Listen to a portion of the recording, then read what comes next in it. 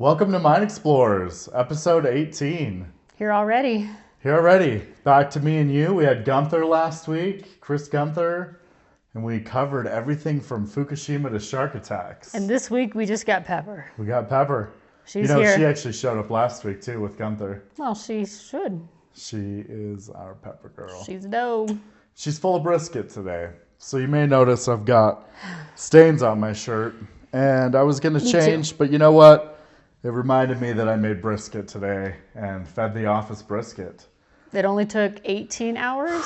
18 hours. Way too long. Yeah. It was delicious, though. It was delicious. It turned out really good. But the thing is with brisket, the brisket's done when the brisket decides to be done. Mm-hmm. Timing and like rules of thumb and how long it'll take, just out the window. Mm-hmm. I've had 15-pound briskets cook in 12 hours. I've had 15-pound briskets take 18 hours. The brisket decides. But it was done and it turned out really good. Mm-hmm. And yeah, it was exciting. So I see you've got some new bling. I have new bling. I have a medal. I completed a half marathon on Saturday. Congratulations. How'd you do? Thank you. I did great. I'm really happy with my results. That is awesome. Yeah, I had a goal of getting to 2 hours. And I got to 2 hours and 16 seconds. Nice. You took one extra little pause in there, cost you 16 seconds. Yeah. Well, yeah. Now next year, you can set a goal of 2 hours. Yes. And you just have to shave 16 seconds off your time. Well, so thinking about that, I ran a half marathon back in April and my time was 2:10. So I actually shaved off 10 minutes, which is pretty good. 16 seconds. So you have to shave off a second per mile. I think you can manage that. Yeah, that's easy. Well, so you didn't used to be a runner. How did you go from being someone who disliked running to someone who just ran a half marathon? Yeah, so I used to detest running quite a bit. It was my least favorite activity. And a lot of that was like just physically, right? It just hurts, like especially in your hips and your joints and all that. So for the last year and a half, I've been just getting that discipline of exercising every day, and no matter what it is, having the Samsung Health Watch has been super helpful, so I can track to make sure I'm hitting all my daily exercise goals. Right. But just thinking about, like, you can go to the gym every day, and some people love that. I don't care for the gym. If I'm going to be exercising, I prefer to do it outside or playing racquetball. That's also something I love to do. So getting into running was just an excuse to be outside. So like doing the walks and stuff, and then just slowly graduating and up into moving a little bit faster. So I remember you telling me you used a pretty novel running coach, ChatGPT. Oh, ChatGPT, yeah, because I asked ChatGPT 2 weeks before my first half of like how I should train, and it was pretty aggressive. It was like you should run 5 to 6 miles at race pace. And then do that like for a few days like before the race. But cool. I mean, I did that and I actually did really well. Yeah, you did well. I mean, yeah. You still had plenty of steam left at the end. So what's next in your new running career? I don't know. Just keep going. Find a sponsor? Yeah. Yeah. Me. Yeah, Grandma's Cookies. Yeah. Burjax will sponsor me. There you go. Yeah. That's fantastic. No, it's been good. Doing daily exercise has been huge for my mental health. I mean, honestly, so going back to your original question of why I started running, once I learned that once you get to that 2 mile, for me, once I got to that 2 mile point, your brain empties out, and it's so nice, especially when you have a long, stressful day and you just have like a bunch of junk running in your mind. You're just like, I need to get this out. Like going for a long walk or a run has been wildly helpful. And so it's like, this is not necessarily even for exercise, it's more for mental health. Yeah, I get that on walks too, but little longer walks. And I noticed the noise in my head actually increases for the first mile or so. Yeah. And then it kind of decreases. It kind of works through and I can get it out. But yeah, it is you got to nice push being through outside. that. You got to push through the noise, and then once you get to it, it'll eventually empty out. And then when you come home, you're like free and clear. Then you're just tired and it feels wonderful. Yeah. So we've been busy. We've been running around a lot. We've been really busy. Yeah. You just got back from a forum. I did, yes. I went to the Forum on the Geology of Industrial Minerals. and I gave a presentation there on mineralocity and how it can be used to find not only construction aggregates, but also industrial minerals, find greenfield sites, and also do market studies and things, looking at drive times and distances and that. And going back to what mineralocity is, because most people, I mean, that's a made-up word. Yeah, I mean, I figure everybody knows by now. Yeah, 'cause almost. Our marketing team's so great. So great. Yeah. So mineralocity is a SaaS product that we built 3-4 years ago, but we have mapped out every single mine, every single active mine in the United States. Yeah, and we took all the government data, which they didn't have all the mines mapped. And even in like the MSHA database, you think MSHA would need to know how to get to mines in case there's an emergency or something. So MSHA, if you're listening, we have a tool that can help you. They don't even have accurate location information for most of the mines. Yep. I'd say maybe like 20% were spot on. Mm-hmm. Most of them were close enough we could find them, and then the rest we actually had to have a bunch of interns and our team track them down and figure out where they're at. So yeah, it's a cool SaaS product, and it's 5 years in the making and about $2.5 million of investment so far to date. Yeah, but it's powerful. So going back to your forum, you were using mineralocity to talk about industrial minerals. Is that right? Yeah, so we were talking about industrial minerals, and it was really a good forum because it had guys across the industry that are really, a lot of them working for manufacturing companies and cement companies and things like that who need to source materials. And so it's a little bit different than your normal mining conference where, yeah, there were your geologists and engineers and stuff, but they're looking for very specific commodities outside of the normal gold, silver, metals, things like that, looking for more industrial commodities. And yeah, it was really cool because we got to go on a field trip. And we spent a whole day touring 2 different mines. So we went out to Compass Minerals, that's on the Great Salt Lake, and they produce salt, potash, and magnesium chloride. And those 3 are used for a variety of different applications. Like they sell the salt in bulk for like road salt, they pelletize it for like water softeners, and they create other things with the salt. And then their magnesium chloride they can use also as a road treatment to keep it from freezing. There's other commercial applications. And then their potash obviously is a fantastic fertilizer mineral that literally modern civilization would be impossible without potash. And phosphate, 2 great industrial minerals. So it was really cool because touring Compass, they have what's called, check my notes here, the Behrens Trench. So Behrens, not the Baron like Baron, the Behrens Trench. So a lot of people probably don't know this, but in 1950, the Union Pacific Railroad replaced their wooden causeway that went across the Great Salt Lake for like 20 miles, 21 miles. They replaced that wooden causeway with a rock, earthen causeway, and millions and millions of tons of aggregates. They built this causeway for their tracks, replaced the wooden one, and what that did is it divided the lake. So now the Great Salt Lake is the south half and the north half. All the water goes into the south half. Yeah, you can see the division when you fly over. Yeah, so there's an inlet, there's no outlet. So the Great Salt Lake is highly saline. There's a lot of brine in there, a lot of different minerals get concentrated Extra salty. But yeah, so ocean seawater is about 3 to 5%. The south side of the Great Salt Lake is like 12 to 15%. Then the north side has no inlets and no outlets. Although there have been gates and dividers in the causeway from time to time. There's one now that's the only way that water gets into the north side, but there's no outlet. So the north side salinity is 26 to 30%. That's wild. Very highly concentrated. That is wild. So the Behrens Trench, back to Compass Minerals. On the west side of the lake, they have a big settling pond. It's like 3,000 acres, great big area. And the brine, they pump the brine out of the north arm into the settling pond, and it spends about a whole year over there working its way through.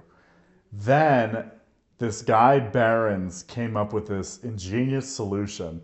It's an underwater trench. So it's a trench, just a typical trench, like you'd see like a canal, but it goes under the Great Salt Lake and up. And the brine goes from that west side into the trench, and because of the density, it sinks to the bottom of the lake. It flows all the way across the lake. It takes a few weeks to get all the way across because it's like 21 miles. And it flows, and then on the other side, they pump it out, and it goes into the east settling ponds. And this is a series of different ponds. So the first ponds, they take the salt out. The second ponds is the potash. And the third ponds is then magnesium chloride. And it takes 3 years from being pumped out of the lake initially to the end pond for it to concentrate. And it's like a caramel brown, kind of syrupy, pretty thick, like the salt's at, or the brine's at saturation with lots of different minerals.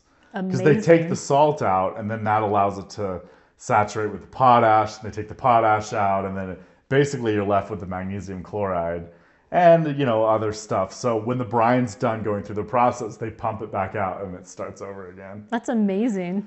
Yeah, nothing lives in the lake on the north arm, so there's not any brine shrimp or anything, and it's already super saline, so they're just taking advantage of it and getting critical minerals out for, you know, road treatment, Yeah. agriculture. I mean, at the end of the day, that like has to that. be one of like the most environmentally friendly ways to mine. Yeah. I mean, just thinking about like the process starting from the north arm and like slowly making its way in. Obviously, they have to, you know, do the final processing, but Yeah, and the processing is fairly minimal because the water and the evaporation out is concentrating the minerals. It's a natural process. But I learned a lot of other things like 1/100th of an inch of rain will shut them down for like 3 days. that's crazy. So they rely on super dry months to do their evaporation. And then the rest of the year, they process what they stockpile.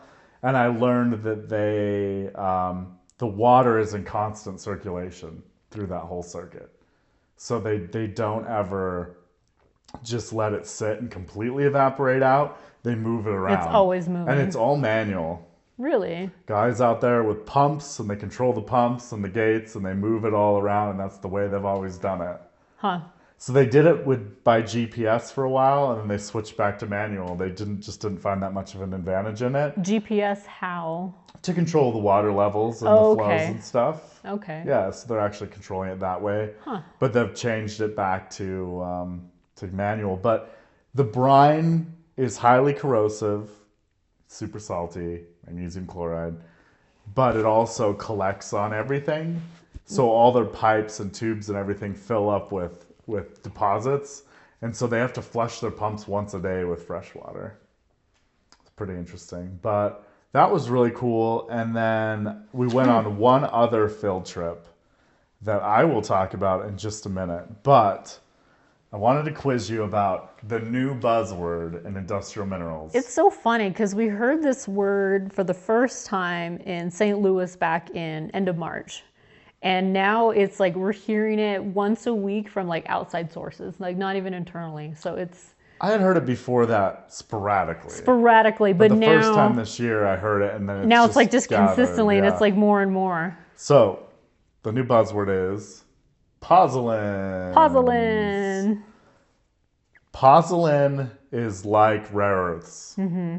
It's not a specific mineral, it's a group of materials, Yep. we could call them, because some of the minerals, it's multiple minerals that make this up, but it's a group of materials. Can you name the types of pozzolan? Well, there are many, but there's a few popular ones. So you have volcanic ash, Okay, zeolites, gotcha, yep. the Diatomite. diatomite. So it's like, so diatomites is like diatomaceous earth. Yep. Right? Yeah. Yeah, it's made of diatoms, which Diatoms, are yeah. little algae, ancient sea creatures that their shells have been replaced with silica, amorphous silica, which is not a crystalline silica, which is what makes it a good pozzolan. Right. And then you have the calcine shales and what's the other one? Clays. Clays. Don't cheat. Yeah. I know you've got notes. I have notes. I forgot you had the notes. I didn't look when I was telling you. I know. Yeah, so the calcined clays and the calcined shales are clays and shales that go through a calcining process, which is basically they get roasted. So, pozzolans, the new buzzword, and we listed them all. They are used as a substitute for fly ash in cement mixes. Yes. Primarily. And let's talk about why pozzolan is becoming the new buzzword. What's all the buzz about? Why is it so exciting? Yeah, so it's a buzz. I don't know if exciting is the right word because the cement industry has relied on fly ash from coal power plants, which is a waste product that they were able to repurpose to make cement. So it was cheap, abundant, and in Portland cement, which has been around for 120 some odd years, the industry really grew up with fly ash. So they know how to work with it, they know how to use it. Right. It may not be the best product, but they understand as it. a pozzolan, because it is a pozzolan material, but it's a man-made pozzolan. But they understand it and it works well, and largely it was cheap and affordable because it was a waste stream. Well, coal power plants are shutting down, and now they're even going so far as to take the landfills where they deposited the ash and re-dig them up to use the ash, which is great recycling, but that's not sustainable. if there's not a new supply, there's not a new supply. So that's one side of it. Supply is diminishing. Natural pozzolans could be a substitute for fly ash. Not a one-to-one, not a direct, easy swap in because it's chemistry and it's complex. Sure. But they can be used when they're treated and set up right.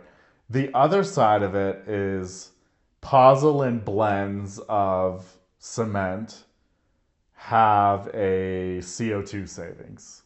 So you can use less clinker in a lot of applications, which is the lime that's been roasted and gone through the kilns. You could use less clinker, which is less CO2. So the cement industry globally produces 8% of the world's CO2. In the United States, where there are like 100 cement plants, not a lot, that's 3% of the world's CO2. So if you can take that 8% and reduce it by 20% by replacing fly ash with natural pozzolans, it's a really significant way to save on CO2. So those two factors are converging, and it's getting the cement and the ready mix producers. They're basically called SCMs, so supplementary cementitious materials. SCMs is pozzolan, so that's a big one to remember. And they use them in ready mix. You can put it right in your ready mix, with different blends, with your cement, your aggregates, and your water. You can add pozzolans at that point as well to make different blends of concrete, or they take it directly at the cement plant and they use it in their cement blends. So the market is currently around 400,000 tons a year in the United States. And by 2030, some estimates say as high as 6 million tons of natural pozzolans will be And that's just demand and growth and building. Substitution. So as all that fly ash comes offline, it's being replaced. Right. And some places are going to voluntarily start making the switch. So everybody's looking at it. All the major cement companies, from Cemex to Holcim to Graymont to Ashgrove, they're all looking at this and figuring out how they want to position. So they're looking for pozzolans, and I'm positioning Burgex to where we can help them do that. We can help them find deposits, we can secure them, and it's definitely here to stay. So back to the FGIM, out of 20 approximately speakers, like 6 were just on pozzolans. So it's happening. It's happening. People are talking about it. And then we just sent Amanda and Owen to another forum or a technical conference in Ogden specifically about pozzolan. The Natural Pozzolan Association, the NPA conference. Yeah. Highly technical, but they learned a lot. And now we have a geologist and our senior auditor who does a lot of the land work who are familiar with pozzolans, and they've got a basic understanding, and they're becoming more and more, getting up to speed on that. Which, you say, well, why send your a landman to the NPA conference? Amanda was sending me a lot of questions about, would you locate a zeolite with a placer claim? Right. How about these calcine clays, depending on the format, would it be a lode or placer claim? And asking questions so that when the time comes, we need to go out and secure deposits, we know what to go after. Right, and that's where it gets tricky with the land work, is knowing which claim to use. Because she's like, for pozzolans, do you use lode or placer claims? It's like, well, that is a big question. That is a big question. Because we know diatoms and some of the volcanic tuffs that are currently being mined are secured with placer claims. Right. But I know some of the other clay and shale deposits and things like that are lode claims. Right. I mean, we had that same issue with the lithium claims, because sometimes with the clays and the pegmatites and all that, it's like, okay, well, this is a lode or a placer claim. The pegmatites are definitely lode, but the lithium bearing clays, that's where it gets tricky. There's a lot of gray area. Yeah. And I don't think it's ever really been determined in court. So we stake both typically. Cover it both, yeah. Which can be expensive, but anyway. Yeah, so the final thing about that is two things. One, we have cool resources on our website now about pozzolan for anyone who's interested, wants to learn more about it. Whether Let's post the article here. Or we'll post the article here. Yeah, and in the description below. And then the other thing is I took a tour of Devil's Slide cement plant. That's Holcim's operation, and according to the operators at Devil's Slide, Holcim's best operation. Cool. The star of the fleet. Wow. They produce about 1 million tons a year of cement. They've been in production since for 126 years. Well done. And they are on their third plant, and they've changed technologies and things a little bit along the way. 3 plants in 127 years. Yeah. Wow. I think they're on their 127th year now. That's impressive, though. I mean, that's a long run for a plant. Yeah. That's so great. They started in, about like right around 1900, around the time that Portland cement was invented. Yeah. So they've been one of the original producers. And when Utah was a fresh state. I think the guy who invented Portland cement was either him or one of his close colleagues started the Devil's Slide plant. Oh, wow. So we got to go see the geology and the history and go in the mine and see the plant and go in the control room. Cool. And see how it's all controlled and everything. And it's amazing. It's a lot of chemistry. I mean, it is cement you think would be really simple, and it's not. There's a lot of chemistry. I mean, and then you get to the ready mix level where you're actually making the concrete, and there's so many considerations in how much water you're using and the characteristics of the cement and the types of blend and the aggregates you're using, the fine aggregate, the coarse aggregate. And then once you have a ready mix plant, once that mix goes in the truck and they add the water and start spinning it, they have 2 hours and 10 minutes to pour that or it goes bad. That is crazy. I mean, that is some wild logistics, because the last thing you want to do is ruin a batch. So you have a cement truck that's stuck in traffic that you see. Ooh. That guy's sweating bullets. For sure. So that's also why ready mix plants are portable and highly mobile, and you'll see them pop up. Pop up, yeah. Like you see a ready mix plant pop up next to a big highway project. That's why.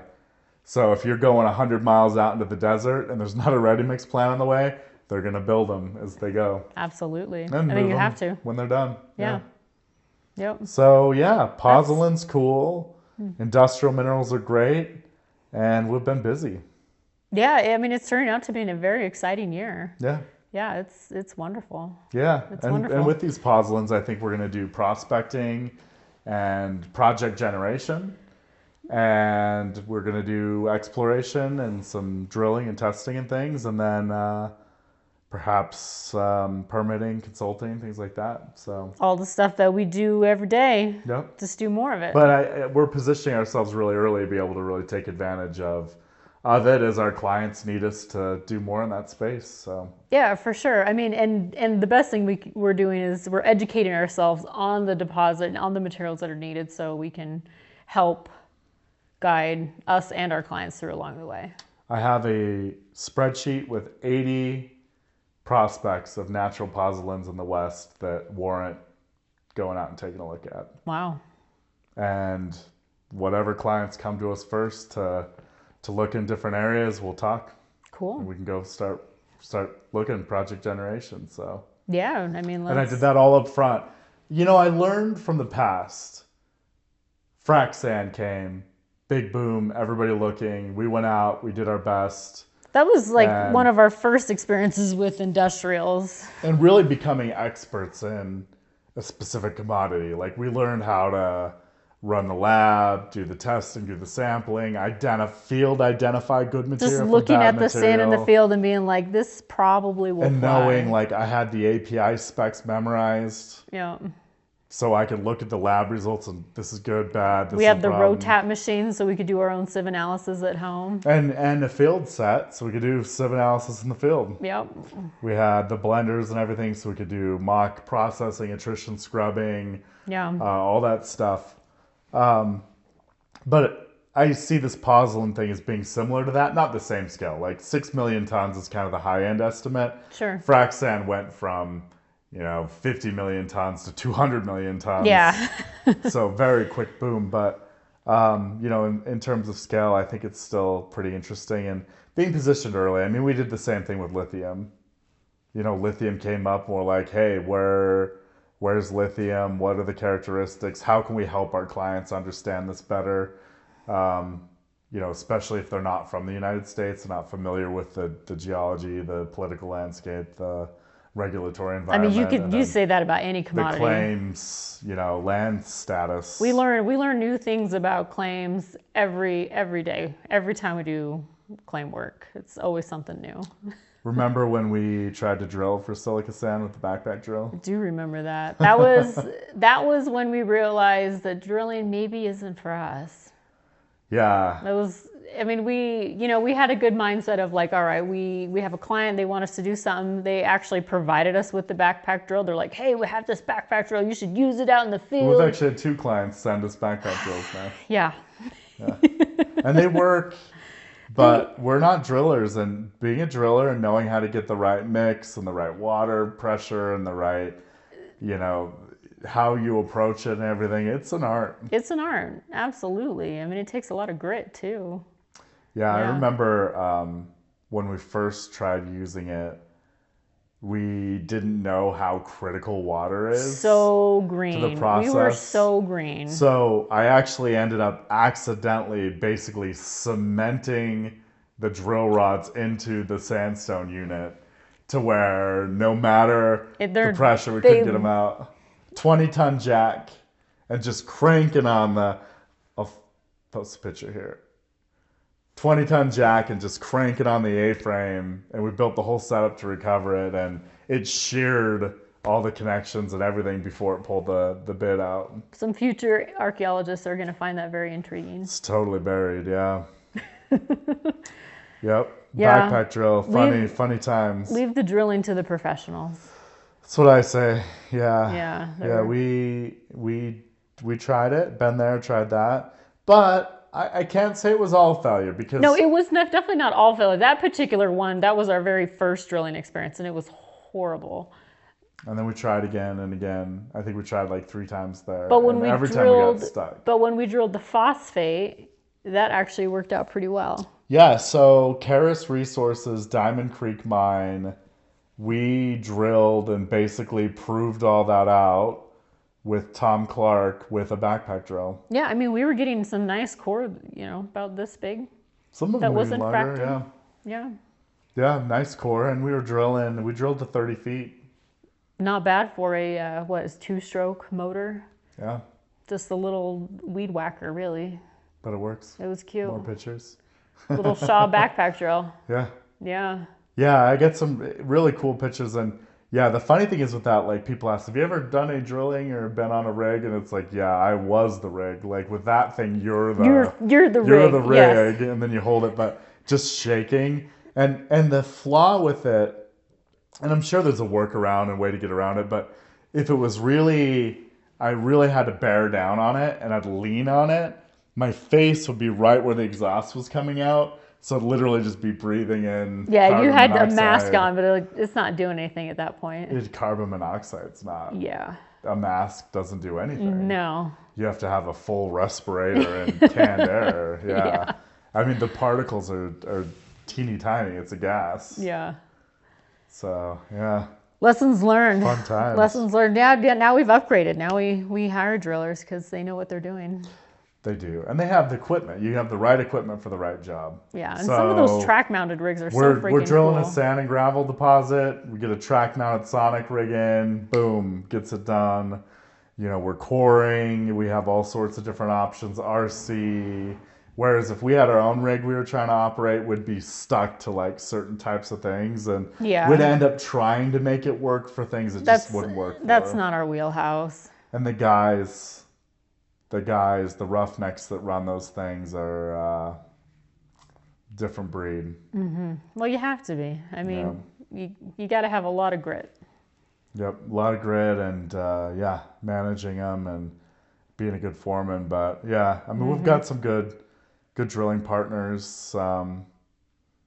They're just it's exploration season, so it's exploration season, and so they're well, it's crazy because when the drillers are busy, they kind of dictate how fast everything goes. If the drillers are booked, it's like, okay, now we're just waiting. We're waiting. So yep, it's kind of where we're at right now, but projects are moving slowly but surely. So I'm excited. It's a good start for the season. Yeah, exploration season runs from now until the end of September. Yeah. In October, it'll run into October, depending on what's going on. And then by November, things start cooling down again. Mm-hmm. But not always. And then our construction aggregate work is year-round. Yep. And our industrial mineral work is year-round. So absolutely. So we'll always be here. At the end of the day, we'll always be here. Excuse me. Still have those allergies popping up here and there. Yeah. Yeah. The our back patio is just covered in pollen. Is it? It's all over the table and chairs and everything. Yeah. But cool. Utah in the spring. It's a lovely place. Lovely place to be. It's my favorite time of year to be here. It is. Favorite months, I think, are May, June, and September, October. If I could just take those and then for the rest of the months go somewhere else, it'd be fine. But then you wouldn't appreciate those good months. That's true. Yeah, it's true. Got to take the bad with the good. It's okay. Makes it interesting. Yeah, you see what happens to people who don't leave good climates. They're always in nice climates. Then they just find something to be They're bothered either about. like Beverly Hills people or they turn into Florida, man. You know, people are amazing because you could live in paradise and somebody will always find something to complain about. They call it the hedonic treadmill. Have you ever heard that term? I have not. Yeah, basically you always adapt to where you're at. Yeah. So if you get really comfortable and you're really happy and doing well, you'll slowly get unhappy with that. And it's a treadmill because you're always moving. But it goes the other way too. You can't just get to a really nice spot and just stay there. Yeah. Because you always need, you'll become dissatisfied with whatever you have. So a good example is I lived in a crappy apartment with you. I was going to say, was I there? Because I Yes. also lived in a crappy apartment. And we were so happy to have our own place, but it was crappy. Then we moved to a 2-bedroom apartment in a little nicer neighborhood. That was nice. And that was like, wow, this is nice. Yeah. But then we're like, oh, but we can't have cats. So then we ended up buying a house, and it was a very small house that we couldn't afford. and we started the business, but we wanted a place for cats to It was live. a decent. Honestly, it was probably too big of a house for what we needed. Yeah, it was just about right. Yeah. But I mean, relatively. A starter these home, they days, call yeah, it. Yeah. It's a starter home.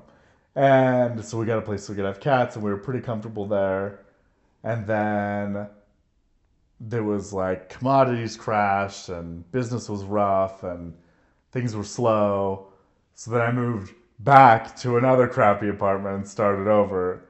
And then I was like, oh man, that small house was so nice, and that 2-bedroom apartment was so nice, and kind of reset. So it's just that treadmill, and then eventually, like, you can live in a beautiful castle and you'll find things to not like about it. You know, you can be unhappy anywhere, so you might as well be happy everywhere.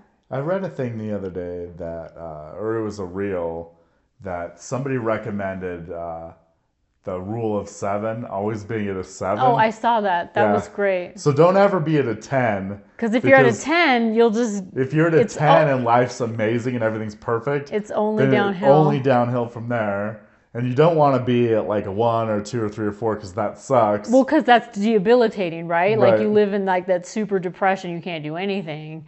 But that 7 is a nice because like you go up, you're happy. You go a little bit down, it's not so bad, and then like you just 7, 7, and maybe up to an 8, and then maybe down to a 6. I saw that. I thought it was a really nice way because like you don't want to be happy all the time because that's just silly, and it's just unsustainable, really. But with that hedonic treadmill, by being too happy, you'll actually start being unhappy. Right. It'll just start to slowly go down and down. And so, yeah, it's the fluctuation that makes it nice. You're absolutely right.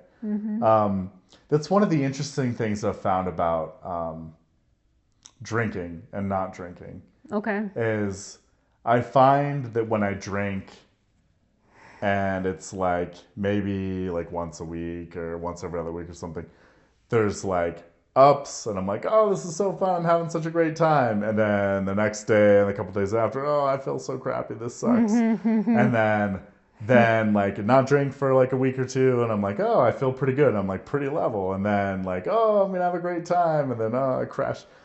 And you're just doing that up and down where you're like maybe bouncing from like it's like you're at a, instead of a 7, your baseline maybe goes to like a 5 normally, and then you bounce up to like a 9, and then down to like a 2, and then drastic up and down. Changes. But then I find if I just stop drinking for like a month or 2 months or 3 months, like an extended period of time, I stay more in that. A bad day is like kind of a 6 or a 5, and then a good day is like a 7 or 8. Yeah. Or maybe even throughout one day I kind of bounce around, but it's a lot more even keel. So I kind of, that's what I got out of that.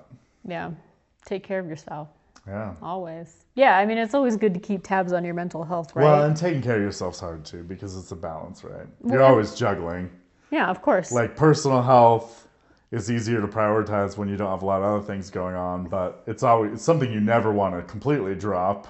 Right. But you know what I tell the team is to always take care of yourself, number 1, and then everything else comes second. Always take care of yourself. I mean, that's like the basic first aid, right? If there's a horrible crash, make sure you are okay. And then they tell you that on the airplanes. Yep. If the oxygen mask comes down, put on your own oxygen mask first before assisting other people. Right. Because you do nobody any good if you're hurt. Or destroy the laboratory smoke detector. Yeah. Yes, of course. You know, so you always need to take care of yourself. That's why, I mean, that's honestly going back to why I started running, is because it became a non-negotiable of exercising, and so it's just another way to exercise. It's not because I'm like, oh, running is my new passion. It's like, well, it's something to do, and it gets me outside. Well, and hopefully you enjoy it a little bit. No, I do enjoy it a little bit. I went for a run yesterday, and I did not. Yeah, you're not going to enjoy it every day. But I got out there. You got out there. That's the important part. That's the important part. It's the non-negotiables. So, Mine Explorers advice for today, episode 18, is take care of yourself. Take care of yourself. And with that, we'll see you next time.